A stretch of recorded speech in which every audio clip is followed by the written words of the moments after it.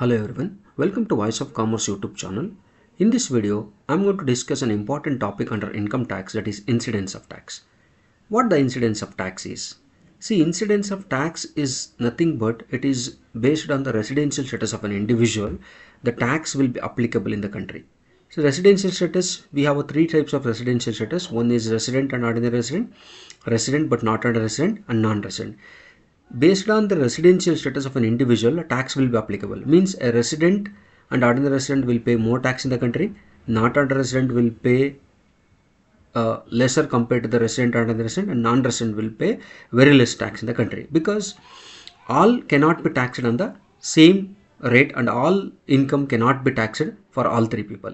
So that's why this topic is very important, and you may expect the questions in your undergrad courses, post-graduation courses, as well as any of your competitive exams in the area of incidence of tax.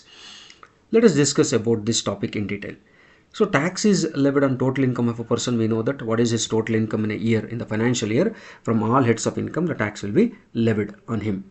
And the total income is based on the residential status. The total income will be calculated on the basis of the residential status of an individual or assessee. So section 5 provides a scope of total income which varies on the basis of the status. So it will differ, as I said, on the basis of the residential status, that is resident and ordinary resident, not ordinary resident and non-resident. It will differ. The tax liability or burden of an individual is known as the incidence of tax. How much tax he has to pay based on his gross total income or based on his net taxable income, how much tax he has to pay, that is called as a tax liability he has to pay. So that is nothing but the noun based on the incidence of tax. So the below chart showing the incidence of tax for the different types of assessee. That is three types of assessee: resident and ordinary resident is ROR, not ordinary resident NOR, and non-resident. So three types of people, assessees, has to pay different types of taxes. So coming to the first point in the chart, income earned and received in India. Any income earned in India and also received in India, so that is taxable in all three cases. Taxable, taxable, taxable for all the three people: ROR, NOR, and NR. Next, second point, income earned or received in India. Income, see the first point, difference between the first point and second point. Income earned and received in India. Both happen in India. Okay, here grammar also important in income tax. Earned and received in India. Second point, income earned or received in India. See here they given and received, here are received. So it may be earned or received in India. Taxable, taxable, taxable. So all three cases, this is also taxable. Next, third point, income earned and received outside India. Income earned and received outside India. So at that scenario, so nothing happened in India. It is not earned in India. It is not received in India, but it become outside India. At that time, it is taxable only in the case of the ordinary resident, but for the not ordinary resident and non-resident, it is not taxable.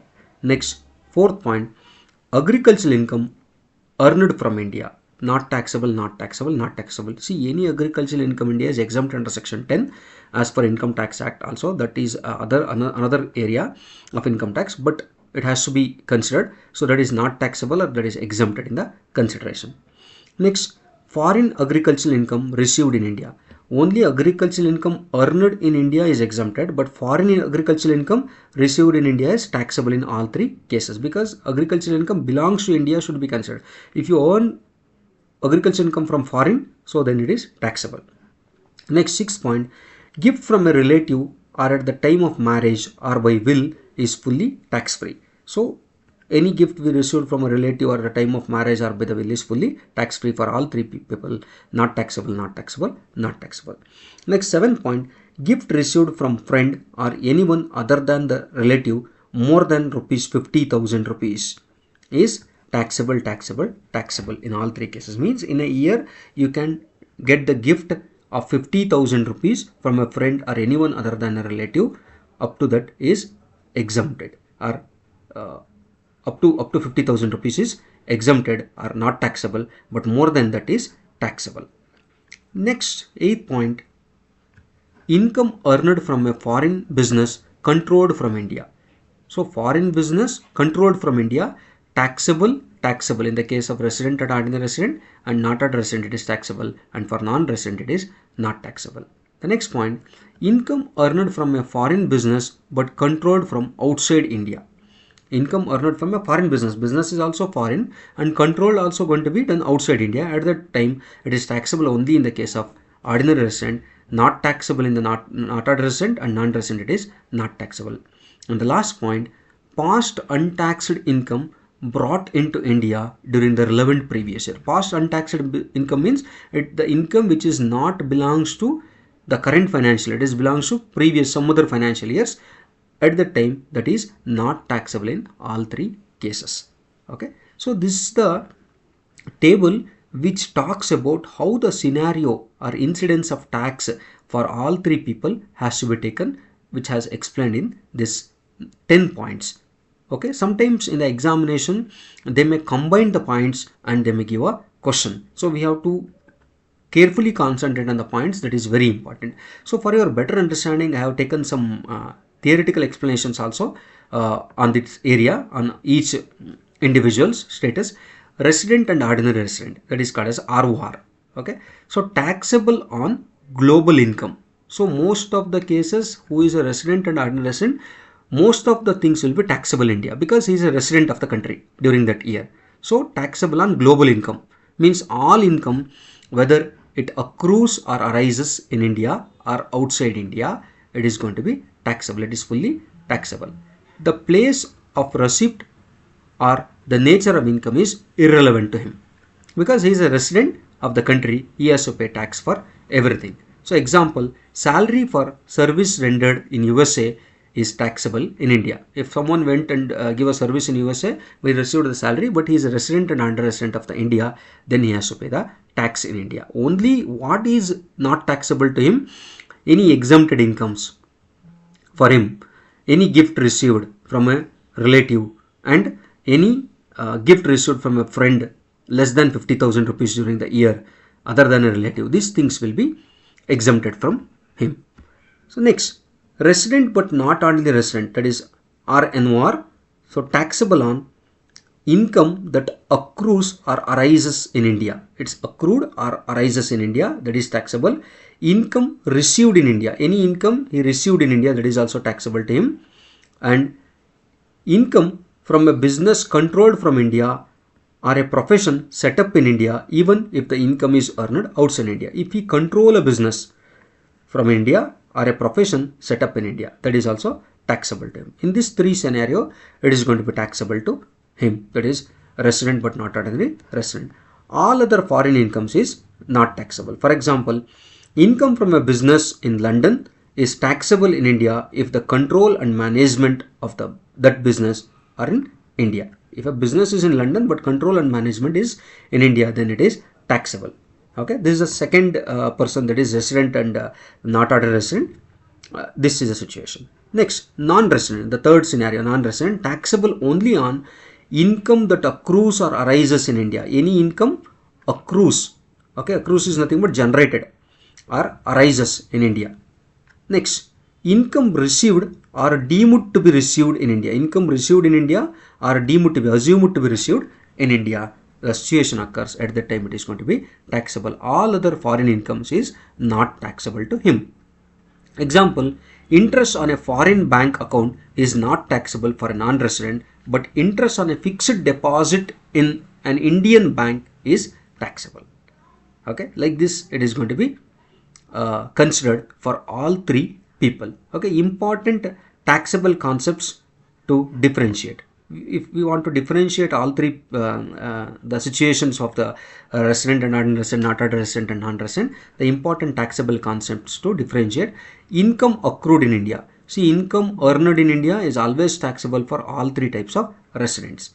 Okay, any income earned in India, okay, is always taxable for all three types of resident. That is for resident and ordinary resident, not ordinary resident and non-resident. Income received in India, any income received in India, regardless of whether it is earned, it is taxable for all three category. Accrued in India is taxable for all three people.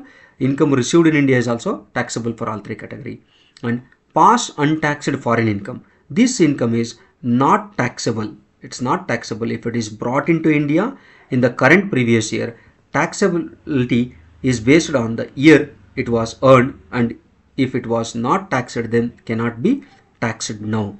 Okay, that is based on the year it was earned. At that time only we have to tax that, but if later we cannot tax it with a consideration. So these are the explanations for your better understanding how we can treat the resident and ordinary resident, resident but not a resident, and non-resident in the tax liability of an individual. Okay, let us take one example problem for your better understanding with this scenario.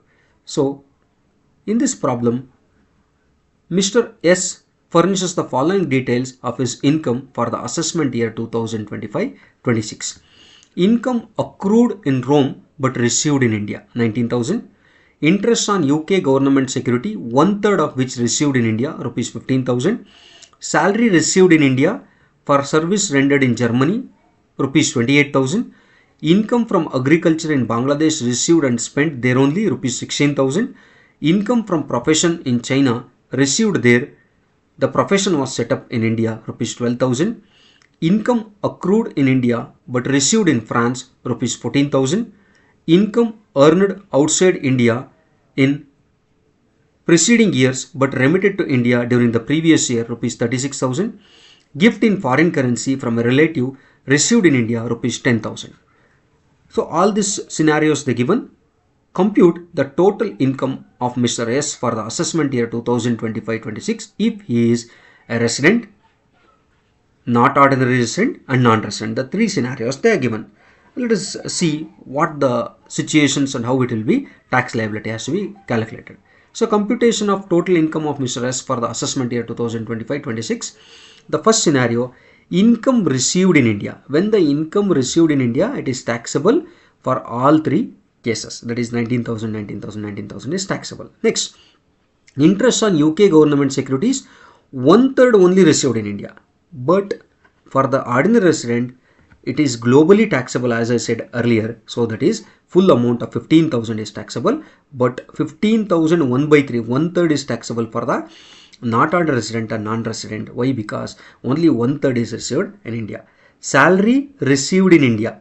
So salary, service rendered somewhere, but salary received in India. That's why it is received in India is taxable for all three cases. 28,000, 28,000, 28,000. Next, income from agriculture in Bangladesh. So what they given in the problem? See here in the problem, income from agriculture in Bangladesh received and spent there only, rupees 16,000. If they given the word received in India, then it has to be considered for all three cases. But here, for only for resident, why be taken? For resident, it is globally accepted. All incomes are taxable. That's why 16,000 is taxable, and all two scenario, it is nil or not taxable. So agricultural income is Bangladesh. If they given the word called income, agricultural income from India, then it is not taxable for all three cases. It is exempted.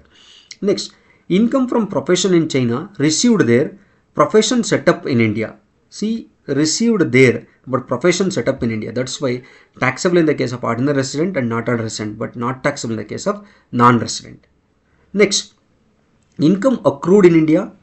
So accrued or received. So all the people it is taxable, 14,000, 14,000, 14,000. Next, income earned outside India in the preceding year, that is past untaxed income brought to India, that is exempted or not taxable. Next, gift from a relative. So that is not taxable, that is going to be nil. So total of ordinary resident 1,04,000, not ordinary resident 78,000, 66,000. One more important thing I need to point out here. In any problem, if they given in any examination, always the ordinary resident total taxable income is higher, and not ordinary resident is a second highest, and non-resident will be third highest in any problem you take. So this is one of the verification method. You can verify on your own whether the problem which I did is right or wrong. Always the ordinary resident total is higher, not ordinary resident will be second higher, and non-resident will be lowest. So this method we can consider for any problem in this the resident incidence of tax. And next, one more problem for your understanding.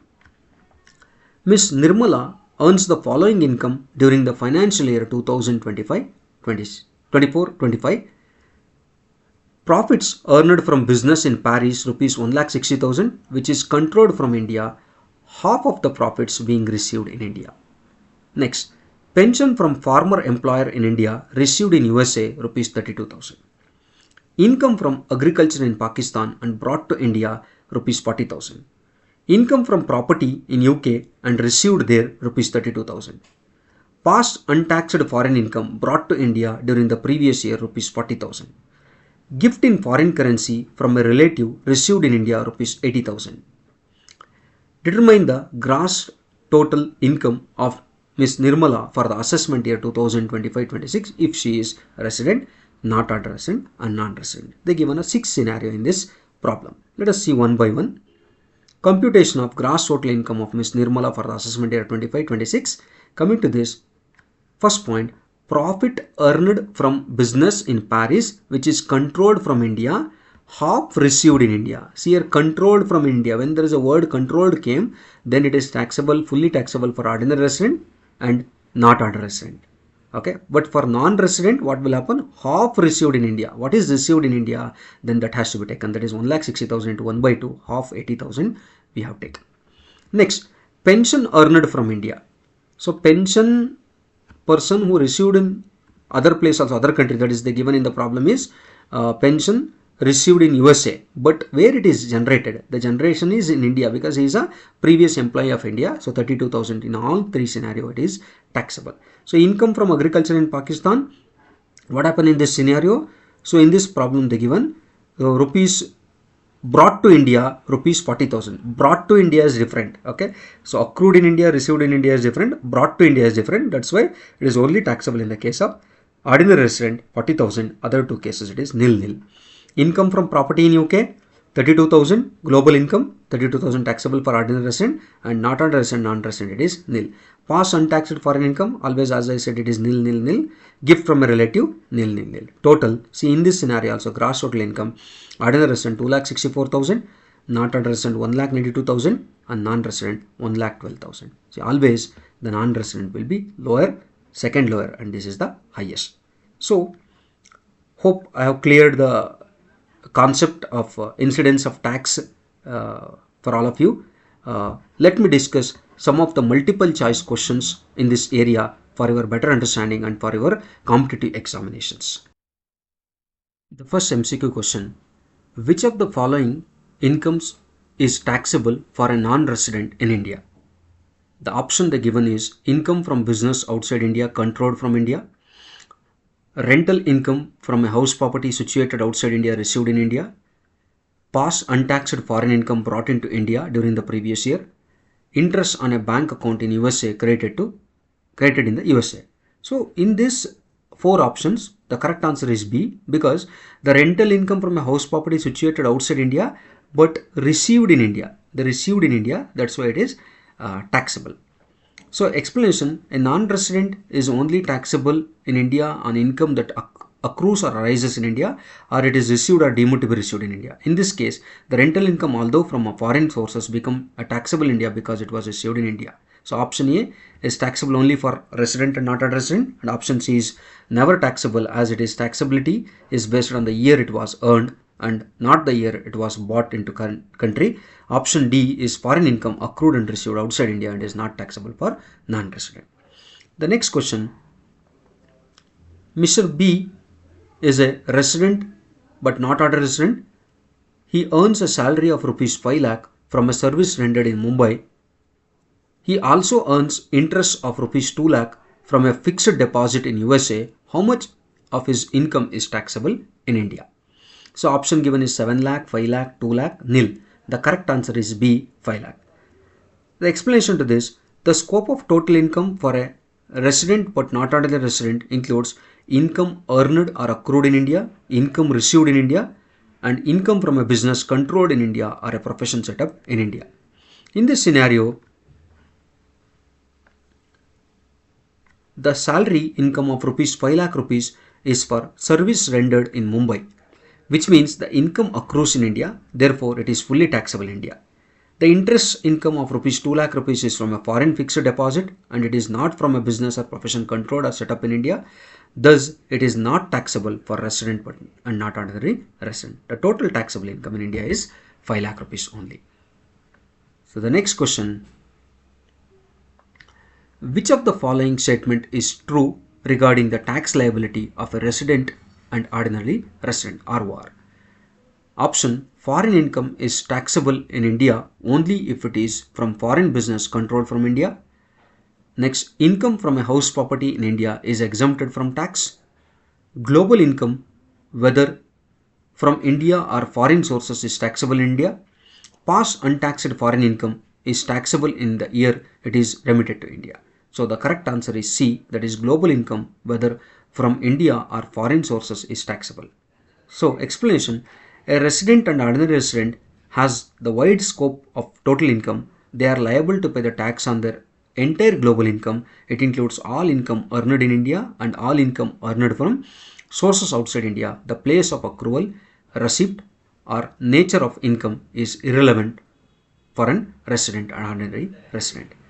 So thank you for watching. I hope the concept of incidence of tax has been clear.